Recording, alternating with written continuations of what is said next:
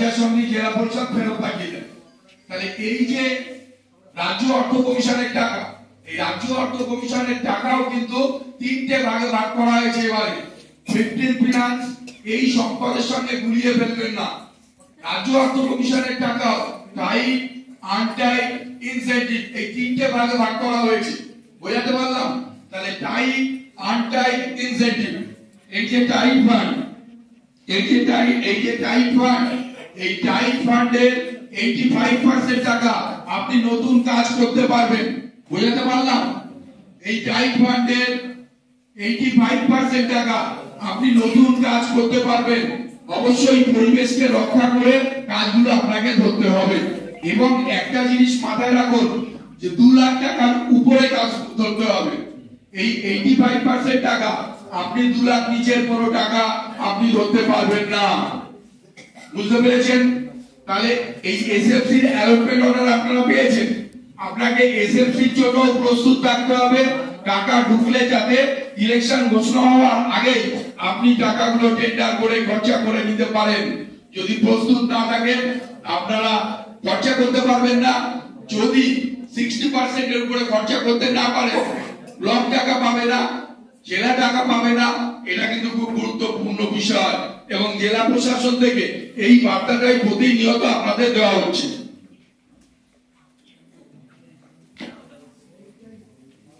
আর একটা বিষয় দেখুন, এই যে 15 ফিনান্সের টাকা রাজ্য অর্থ কমিশনের টাকা। তাহলে রাজ্য অর্থ কমিশনের টাকা টাইট, আনটাইট, ইনসেন্টিভ। এই আনটাইট এবং ইনসেন্টিভ একটা বিষয় খুব গুরুত্বপূর্ণ। যদি নিজস্ব সম্পদ বৃদ্ধি না করেন, অর্থাৎ একটা পারফরম্যান্স বেসড গ্র্যান্ট বলছি আমরা, সরকার টাকা দিয়ে যাচ্ছে, এখন গিভ অ্যান্ড টেক, অর্থাৎ এত কোটি কোটি টাকা দেওয়া হচ্ছে, তার বিনিময়ে সরকারও চাইবে যাতে কিছু আয় হোক। গ্রাম পঞ্চায়েত যে পরিষেবাগুলো দিচ্ছে, পরিষেবাগুলো দিক, সেই পরিষেবাগুলো দেওয়ার মধ্যে দিয়ে তারা যেন কিছু আয় করতে পারে। সুতরাং এখন কি করে দিল, টাইট ফান্ডটা সব গ্রাম পঞ্চায়েত পাচ্ছে, অ্যালটমেন্ট অর্ডার দেখেছেন। কিন্তু আনটাইট এবং ইনসেন্টিভ পেতে গেলে আপনাকে এপিএ, অ্যানুয়াল পারফরম্যান্স অ্যাসেসমেন্ট, আইএসজিপি দ্বারা একটা এজেন্সি এই এপিএটা আপনাদের গ্রাম পঞ্চায়েতগুলোতে পরীক্ষা নেয়। এই পরীক্ষায় পাস করতে হবে। এখানে একটা বিষয় খুব গুরুত্বপূর্ণ, আনটাইট ফান্ড পেতে গেলে আপনাকে 0.5% ওএসআর বাড়াতে হবে, নিজস্ব সম্পদ বাড়াতে হবে। আর ইনসেন্টিভের টাকা পেতে গেলে 2% আপনাকে কিন্তু ওএসআর বাড়াতে হবে। সুতরাং বুঝতে পারছেন নিজস্ব সম্পদ বৃদ্ধি করাটা একটা অতি গুরুত্বপূর্ণ বিষয়।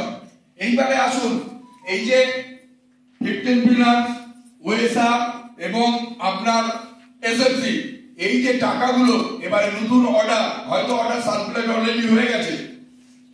সংকল্পে যে থিমটা, 9টা থিম, poverty free and enhance livelihood village, BDO sir খুব সুন্দরভাবে বলছিলেন।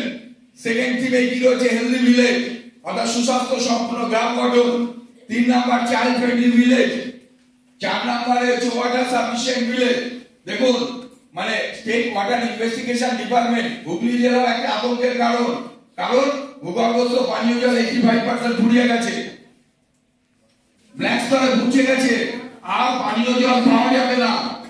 আমরা জানি পৃথিবীতে 3 ভাগ জল 1 ভাগ স্থল, কিন্তু যে পানীয় জল আপনার শিক্ষা খাওয়া আগে দরকার, না জল দরকার। জল যদি না পাই আমরা বাঁচবো না। 2030 সালের মধ্যে বলছে ভারতবর্ষ থেকে ভূগর্ভস্থ পানীয় জল ফুরিয়ে যাবে।